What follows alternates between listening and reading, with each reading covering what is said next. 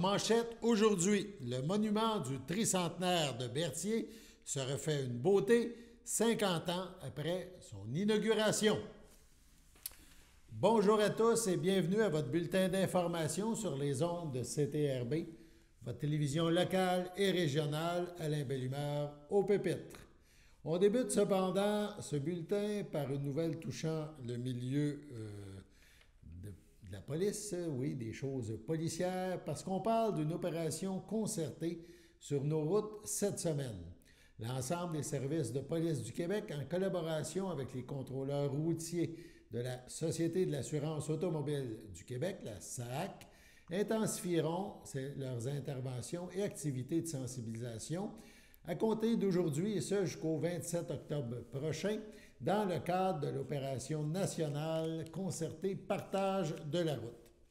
Pour sa part, la SAAQ mènera une campagne de sensibilisation sur le même sujet jusqu'au 6 novembre prochain. Cette opération nationale concertée se déploiera sous le thème « Personne n'est roi sur la route, partageons-la ». Elle vise à rappeler aux usagers de la route l'importance de respecter non seulement les lois en vigueur, mais aussi d'adopter différents comportements favorisant leur propre sécurité.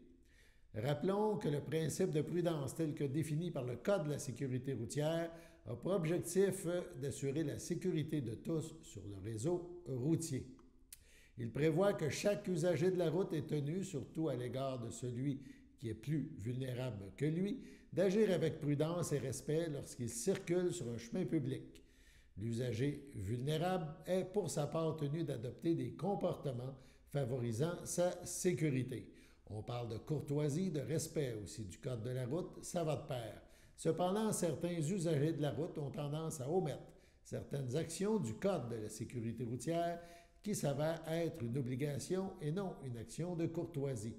Exemple, il est important de toujours signaler ses intentions en utilisant le clignotant pour les automobilistes ou en faisant un code gestuel quand on est cycliste. C'est une obligation. Les automobilistes doivent aussi respecter la signalisation en vigueur, immobiliser leur véhicule avant la ligne d'arrêt, céder le passage aux piétons et aux véhicules aux endroits identifiés. C'est une obligation. De ce fait, sur l'autoroute, un véhicule a l'obligation de céder le passage aux véhicules circulant déjà sur le réseau principal lorsqu'il s'engage sur l'autoroute. La courtoisie revient, si possible, aux véhicules circulant sur l'autoroute lorsque la circulation permet le changement de voie. Les piétons ont l'obligation de traverser l'intersection au passage pour piétons le plus près, de respecter les feux pour piétons et de marcher sur le trottoir, ou s'il n'y en a pas, au bord de la chaussée face à la circulation. Les cyclistes ont les mêmes droits et les mêmes obligations que les automobilistes. Il ne faut pas l'oublier. Même si la voie est libre, le feu rouge et le panneau d'arrêt signifient un arrêt complet de la bicyclette. Le cycliste doit donc attendre que le feu passe au vert avant de repartir. C'est une obligation. On parle maintenant du monument du tricentenaire de Berthier qui se refait ou qui vient de se refaire une beauté. Devant l'église historique de Berthier se dresse un monument qui célèbre cette année son 50e anniversaire. Le monument du tricentenaire de Berthier, voilà ce monument-là qui regroupe plein de noms de familles à l'époque de l'événement. C'est il y a 50 ans que ce monument-là a été érigé. C'est les noms de famille des gens de Berthier. En ce 350e anniversaire de Berthierville et de Sainte-Geneviève de Berthier, CTRB a accueilli dans ses studios le Berthollet Gilles Tessier, un passionné d'histoire, surtout celle du Grand Berthier, ancien journaliste, amoureux de son patelin depuis toujours. M. Tessier nous raconte dans l'entrevue qu'il nous accorde l'histoire de ce monument unique, rappelle donc des familles bertholaises, legs du 300e anniversaire de Berthier, et il souligne l'implication d'une entreprise bertholaise, des entreprises Berthier, EBI, dans sa restauration en cette année du 350e anniversaire. Donc 50 ans plus tard, on écoute la première partie de l'entrevue La deuxième sera au retour de la pause. Quand on parle histoire, patrimoine, quand on parle de Berthierville, il y a un nom souvent qui nous vient en tête, c'est Gilles Tessier. On parle aussi là, avec Gilles souvent de CTRB, c'est le fondateur de notre télévision communautaire, la Corporation du patrimoine de Berthier. C'est un Berthollet, un vrai Berthollet dans l'âme, comme on peut dire. Mais sans pas trop. Et aujourd'hui, on se rend compte parce que, bon, Berthierville, c'est 350 ans. Il y a 50 ans, c'était le tricentenaire. Aujourd'hui, c'est important, mais un tricentenaire, ça sortait de l'ordinaire à ce moment-là.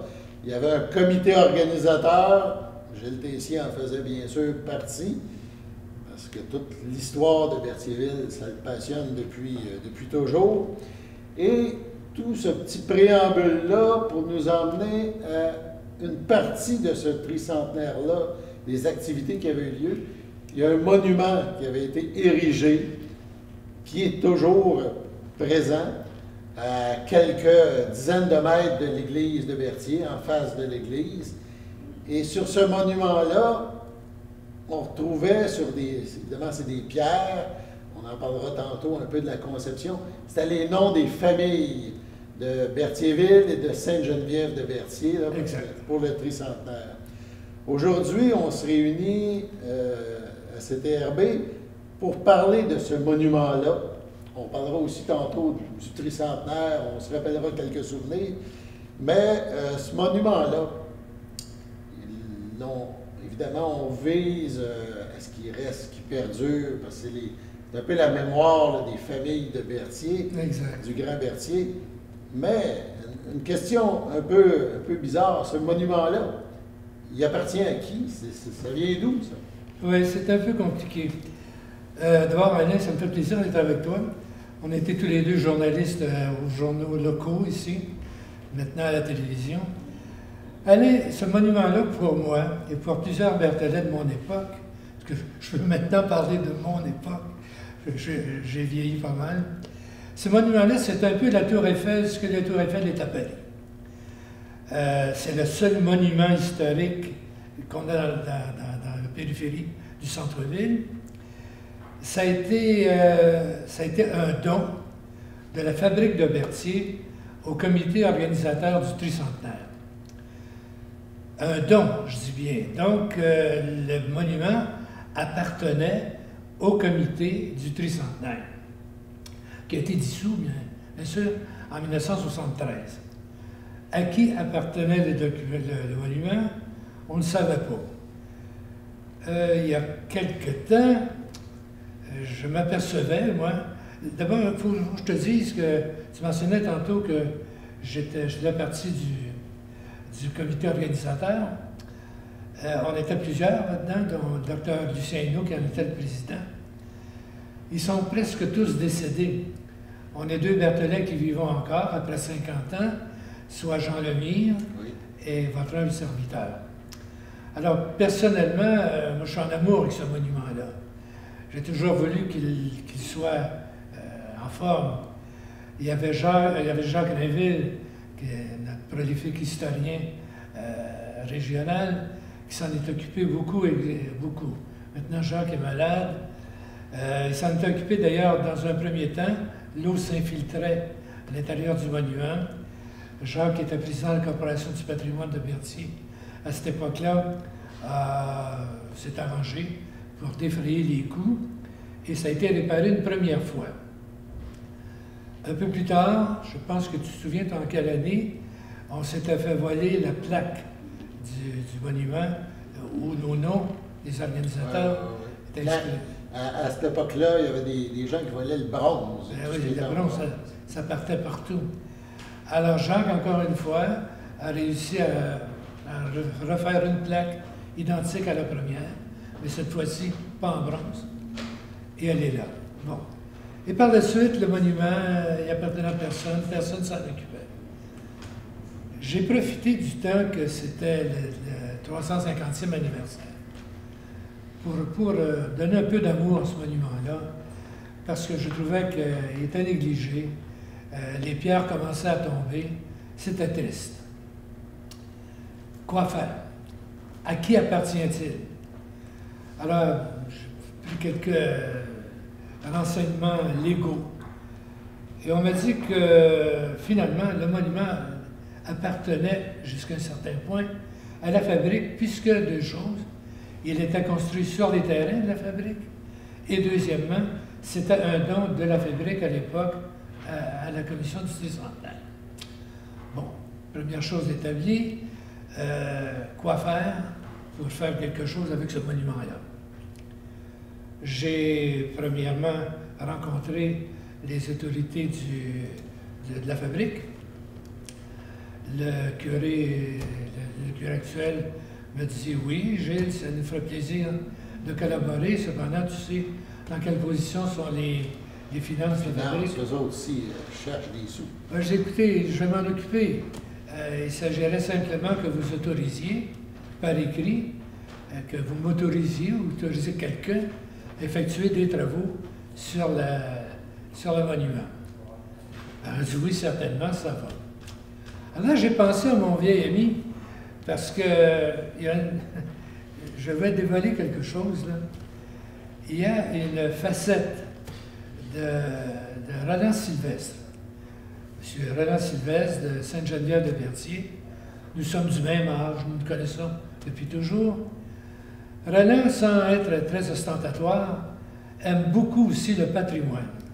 Il me l'a prouvé à plusieurs reprises. Et souvent, il me dit, Gilles, il ne faut pas perdre les archives. Gilles, il faut sauver les archives. Alors, j'ai trouvé cet homme parfait pour m'aider. On parle de M. Sylvestre, de EBI. C'est le fondateur de EBI. Alors, je vais rencontrer Roland, on parle de choses et d'autres. Je dis, by the way, serais-tu intéressé à embarquer avec moi pour la rénovation du monument? Je ne sais pas comment ça peut coûter, etc. On s'arrangera pour défrayer les coûts. Oh oui, Gilles, certainement, qui m'a répondu. Et c'est ainsi que les travaux maintenant sont terminés. Le monument est réparé. Je dois rendre hommage à Roland Sylvestre et évidemment aussi à EBI, qui en a assumé les coûts. Il est sauvé, encore une fois. Il faudrait qu'il soit sauvé ad vitam aeternam parce que, comme je te le disais tantôt, pour moi, le monument, c'est la tour Eiffel de Berthierville. C'est un point central au niveau historique maintenant. Ça résume tout. Depuis 1976. Avec combien il y a de noms là-dedans, ça je peux te le dire. Je pense que c'est 400 quelques. 425 noms. C'est ça, c'est les familles, les noms de famille au moment où le monument a été érigé. De Sainte-Geneviève et de Berthierville. Voilà. Fait qu'exemple, si je me souviens de l'avoir fait il y a plusieurs années, si je fais le tour du monument sur une pierre, il y a Belle-Humeur. Ah, il y a Belle-Humeur. Il y a Tessier. Il y a Tessier. et ils ont tous. Ça serait peut-être aussi l'occasion, puisque tu me fais le plaisir, je m'excuse, j'ai peut-être fait du bruit avec le microphone. J'en profitais pour faire l'historique de ce monument-là. J'ai pris quelques notes. Oui. Alors, voici. Les 5 tonnes et demie de pierre des champs qui entrent dans sa composition du monument, ça provient, ça, de Saint-Gabriel de Brandon. Et c'est une entreprise du Cap de la Madeleine qui gravait les 125 noms là, des différentes familles de Berthier. C'est une compagnie de Drummondville qui a fabriqué une plaque en cuivre et inscrivait les noms des membres de la commission du tricentenaire. On sait que c'était le docteur Lucien Hainaut qui en était le président, qui était secondé par plusieurs personnes qui sont vraiment impliquées dans toutes les festivités du tricentenaire. Mais voilà, le monument est sauvé, une fois de plus, et ça me fait bien plaisir de pouvoir le dire. Je pense que c'est une bonne chose parce que, évidemment, puis le fait d'en reparler, c'est que les gens vont repenser, de dire on va aller voir ça, on passe là. On passe, on le voit, là, mais ça nous rappelle. Est-ce que non, tu sais, des gens qui. Soit les nouveaux Berthollet vont découvrir des noms des gens qui connaissent leurs voisins ou peu importe, puis les Berthollet de souche vont aller dire c'est vrai, notre nom, ça me fait rappeler mes parents, mes grands-parents, tout ça dans cette époque-là, qui ont contribué à faire de Berthier ce qui est aujourd'hui.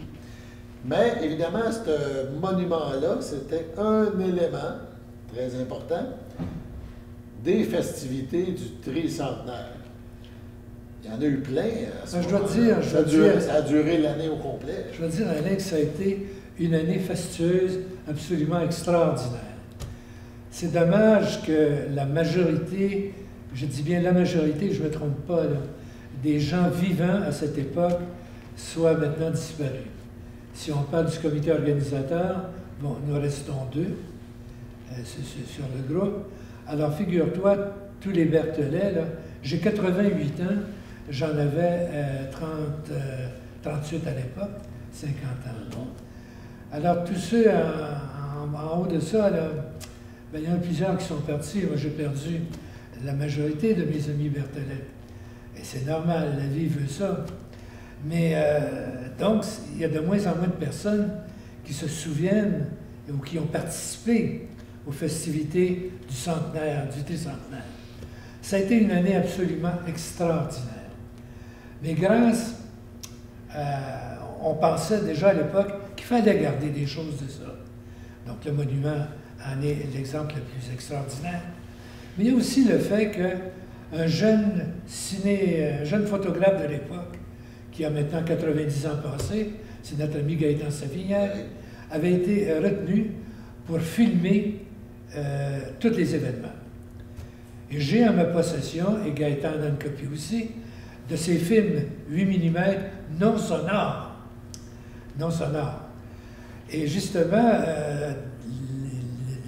il y a 2 ans, lorsqu'avec CTRV, j'ai réalisé le film Berthierville, mon amour, j'ai quand même, avec l'aide du technicien, mis du son sur ces images-là, qui étaient évidemment muettes. Et ben, on en a d'ailleurs quelques exemples. On va en montrer pendant qu'on, dans les prochaines minutes. Bon, voilà.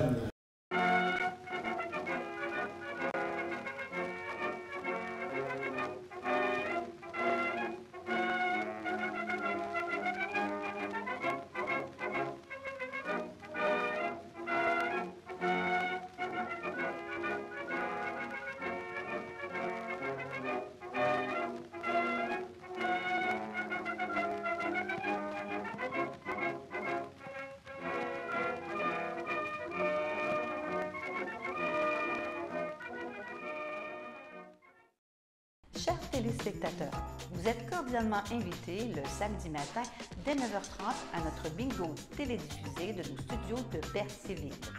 Depuis plusieurs années, nos adeptes de la télévision régionale se sont divisés un montant de 600 $, disponible chaque semaine lors de notre joute de bingo à CTRP. Un amical animateur et ses joyeux compères, dont un technicien et 2 bénévoles, partagent tour à tour cette émission dans le but de vous agrémenter durant 60 minutes. Un moment de plaisir qui pourrait s'avérer payant pour vous. Vous pouvez donc vous procurer les cartes de jeu chez les dépositaires participants, et j'ai nommé à Berthierville, le dépanneur Formule 1 et le garage Pétroté sur la rue Gilles Villeneuve, le marché IGA Extra sur la rue Gabrielle Brissette, le marché Métro sur la rue Notre-Dame et la pharmacie Proxime sur la rue Frontenac. À Saint-Ignace-de-Loyola, le dépanneur Esso sur la rue de la Traverse et le marché Aldo sur le rang Saint-Michel. C'est donc un rendez-vous hebdomadaire chaque samedi matin dès 9h30 sur les ondes de CTRP, votre télévision régionale et communautaire, maintenant en haute définition. On vous attend donc en grand nombre et toute l'équipe vous souhaite bonne chance.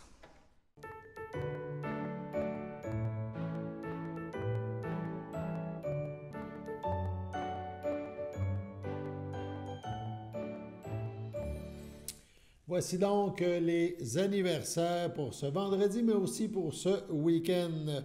Tout d'abord, les parents de Christine Coulombe désirent lui souhaiter joyeuses fêtes, c'est fait.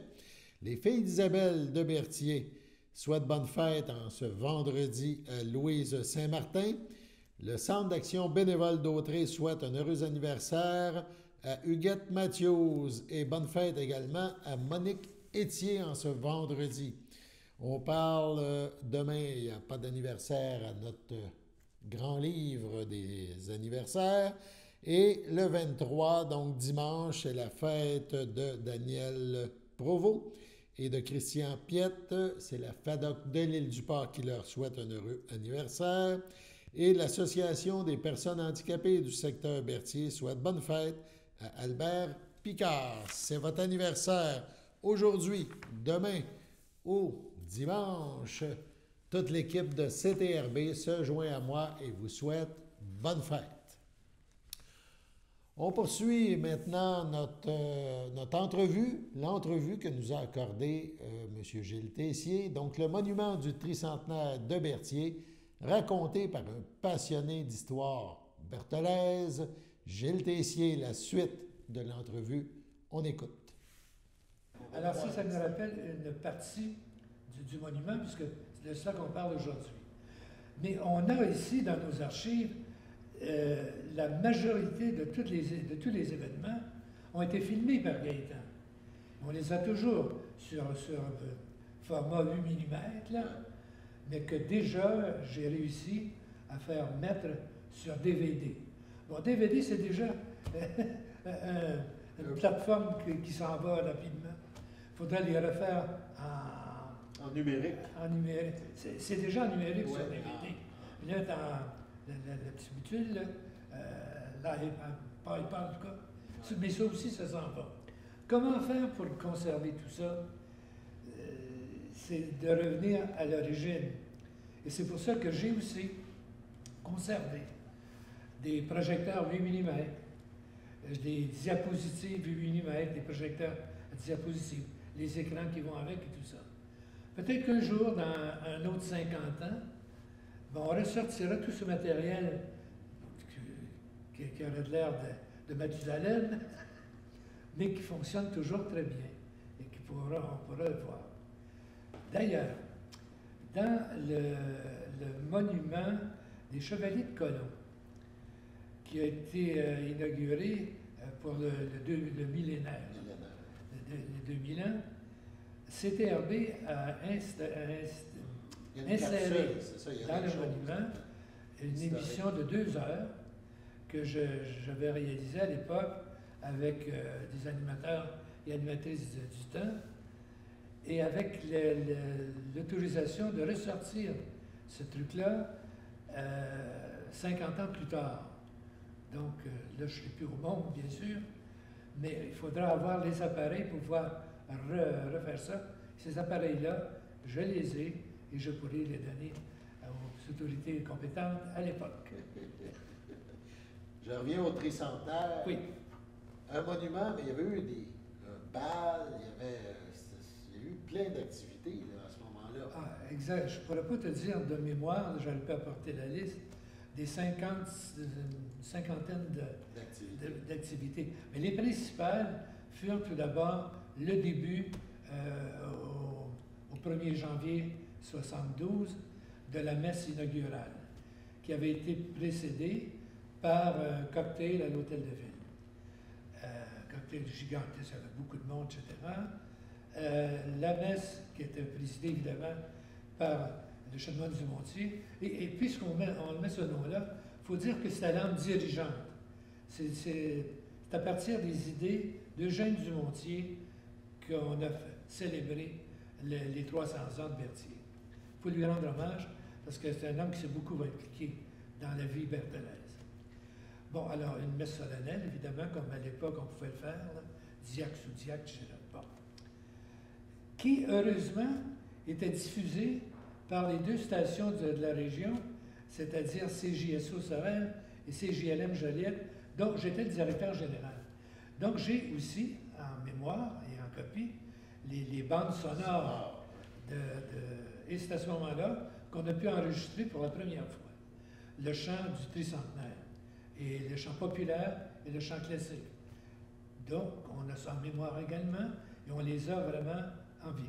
D'ailleurs, si quelqu'un veut regarder encore une fois Berthierville, mon amour, ben, il y a François Desrosiers qu'on entend chanter l'hymne du centenaire, et Noël Denis qui chante un autre hymne populaire du tricentenaire. Bon, ensuite, il y a eu le grand bal le bal officiel du tricentenaire, qui était présidé par le colonel Bourassa. Parce qu'on avait demandé au lieutenant-gouverneur de venir présider le bal officiel. Malheureusement, le lieutenant-gouverneur, ne pouvant pas venir, avait délégué le colonel Bourassa, qui était impliqué en politique à l'époque. Et M. Bourassa était l'époux de Nicole Germain, qui était très, très, très populaire, Mme Germain, pour avoir le rôle de Donalda dans les histoires des pays d'en haut. Séraphin. Séraphin Poutine. La version originale. Exact. Et par la suite, là, il y a eu un déferlement d'organismes, de manifestations organisées par des mouvements locaux. Les clubs sociaux, les Richelieu, les optimistes. Exact. Tout le monde est embarqué. Ça a été une année. Chaque semaine, il y avait quelque chose. Et qui plus est, c'était aussi le tricentenaire de Berthier en haut. Alors, il y a eu des manifestations qui se sont faites. On a été avec une voiture qui nous avait été offerte par le gouvernement du Québec à Joliette, une voiture officielle, peinturée, peinte au sigle du tricentenaire. Et on a été à Berthier-sur-Mer pour fêter là-bas aussi. Et Berthier-sur-Mer est venu à Berthierville pour fêter également. Bon. J'avais 37 ans à l'époque et j'en ai 38 même. Bon, j'en ai 88 aujourd'hui, mais ces manifestations-là restent dans ma mémoire, là, les plus beaux souvenirs organisationnels de ma carrière. C'était beau. Évidemment, ça a été tout un moment, toute une grosse année. Oui. Qui a permis aux Berthollet de festoyer, tu sais, 300, bon, en Europe, 300 ans, c'est... C'est hier. Ben, ici, c'est avant-hier. Vraiment important à souligner. Et Alain, il faut mentionner que c'est en 1972, l'année de ce tricentenaire-là, que beaucoup de Berthollet ont pris conscience de leur histoire, grâce à Jacques Rainville, qui a profité de cette année-là pour publier une multitude de textes, d'abord, au départ, en 1971, en prévision des fêtes, dans le journal de l'époque, qui était le Courrier de Berthier, et par la suite dans la vie bertholaise, mais tout au long de l'année du tricentenaire, dans les journaux, Jacques avait une page complète, j'ai toute cette collection-là chez nous, où il parlait de Berthier, ses origines, lorsque Berthier était anglais, avant ça, lorsque Berthier était français, le nom des rues. C'est à ce moment-là qu'on a tout découvert ça. Parce que les gens, jusqu'à ce moment-là, avaient lu, bien sûr, les écrits d'autres journalistes précédents, l'abbé Moreau, en 1800 quelque chose, et puis M. Kitson, un peu plus tard.